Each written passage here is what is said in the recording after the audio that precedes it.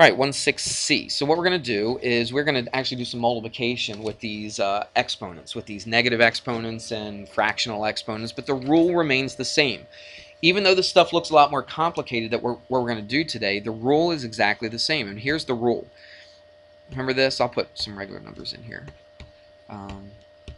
What's the rule here? When I have the same base and I'm multiplying together, what do I do with those exponents? I add them up. Okay, that's the rule. If you know that rule, you should be able to do what we're doing today. It's a little bit more complicated than just adding a 3 and a 7. All right, there's going to be negative numbers, there's going to be fractions, and you just have to know how to add negative numbers and fractions. If you know how to add those things, you should be able to do this. So that would be x to the 10th. So if you know that rule right here, you should be able to do what we're going to do. You know distributive property as well, don't you? All right, if I had this, if you know how to do this right here, you should be able to know how to do the lesson we're going to do today. So really, nothing in the lesson I'm going to teach you today is brand new. Everything that we're doing today, you should already know how to do. It's just we're putting a few things together, that's all. So what's the rule here? Multiply, right? Distribute like this. So that would be what? 6x times x is x squared, okay? Make sure you know those rules. Plus 3 times 3 is 9. X times y is just xy. All right, so that's real basic stuff. That's more of an Algebra 1 topic. We're going to still use that same rule, okay, to multiply things with fractional and negative exponents. So let me find a good. I'm not sure I like the examples they actually give in the examples. Let me go to the book. Here we go.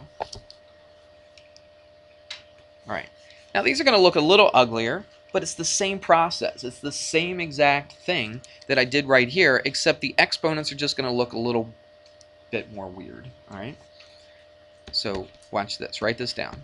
Y to the 5/8, and then a parentheses. Then it's y to the 3/8 inside of here, minus 10 y to the 11/8. Now, would you agree that this looks just like a normal, regular distributive property, doesn't it? Except with funny looking exponents. Exactly right. All right, but we know how to deal with this.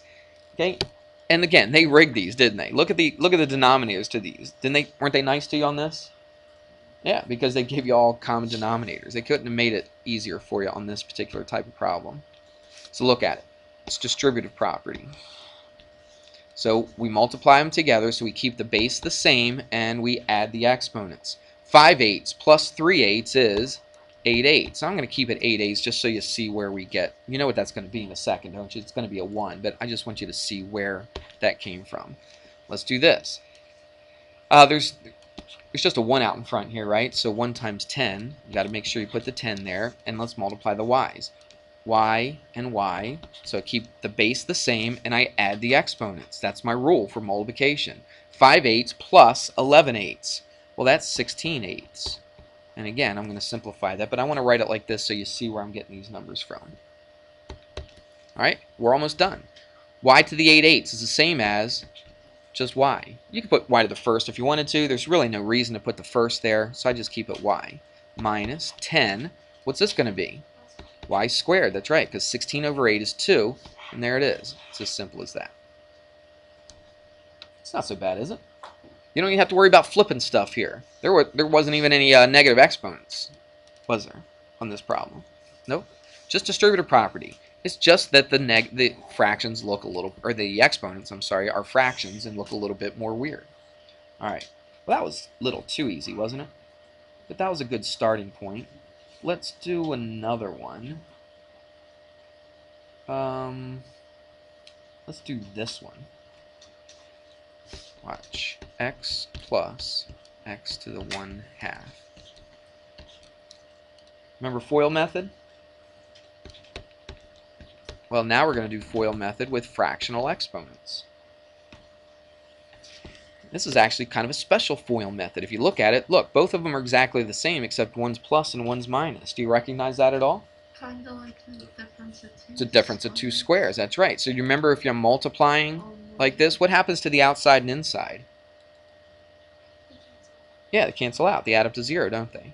Okay, so if you recognize that, if you look at this and say, oh yeah, it's one of those kind, then you recognize I don't even have to multiply the outside and inside together, right? I realize that they'll add up to 0. So really all I got to do is the first and the last, right? So let's do that. X times x, it's easy, x squared.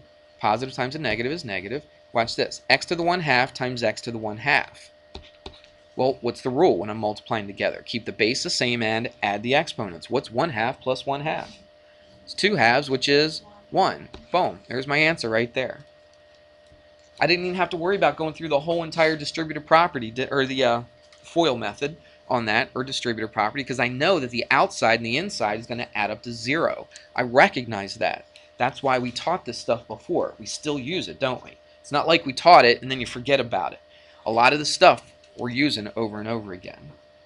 Let's do another one.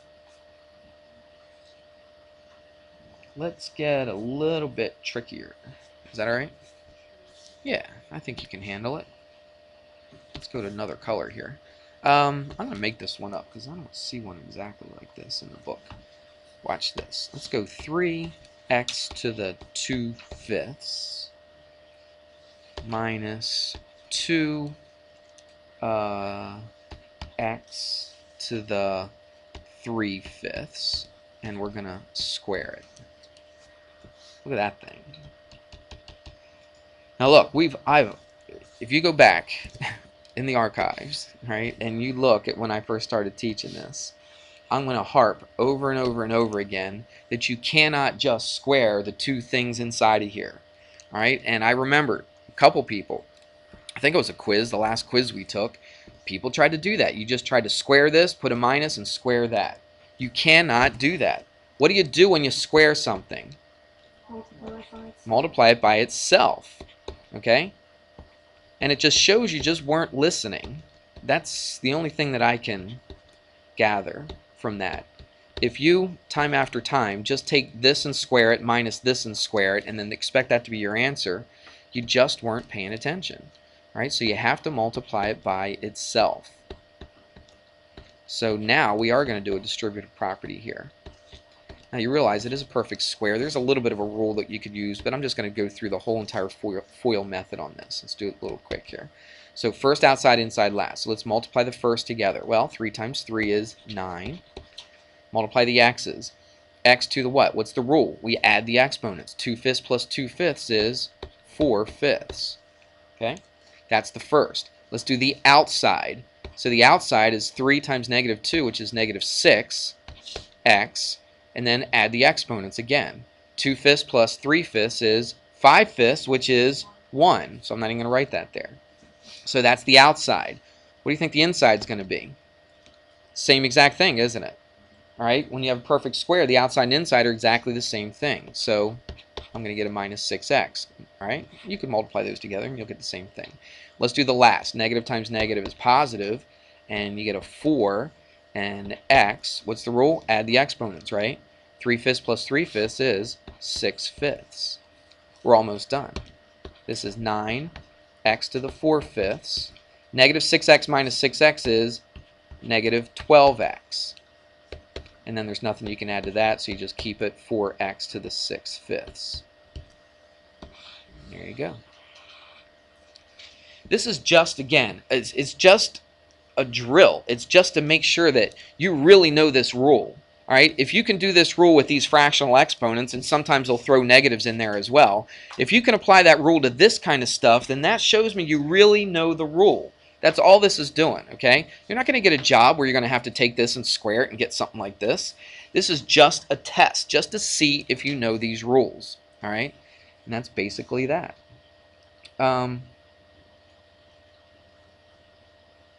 Shoot, there's a little bit left on this.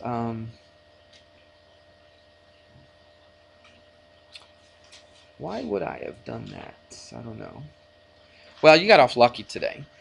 With today's lesson, you only have to do 1 through 4. Okay, so it's section 1.6c worksheet that I'm going to give you here in a second. You only have to do the first 4 problems.